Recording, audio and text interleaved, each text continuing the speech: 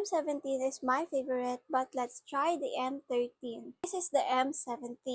Ito talaga yung go-to ko, at ito yung shade niya.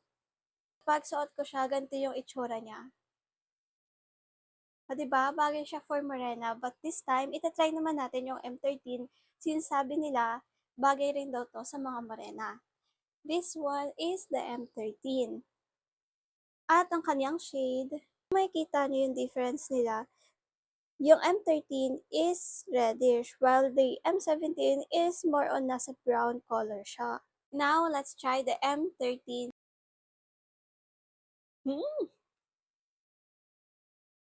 Wow. Wait. Parang iba yung vibes niya, iba yung atake.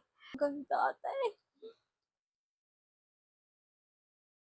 Parang meron ako ibang bagong favorite. Pero, tingin ko, si M17 is for my everyday pa rin. At si M13, kapag gusto ko ng medyo iba yung vibe, like, medyo sexy. Ganun. So, sa mga kapwa morena ko dyan, ayan yung difference ng M13 at M17. Kayo na bahala kung anong gusto nyo bilhin.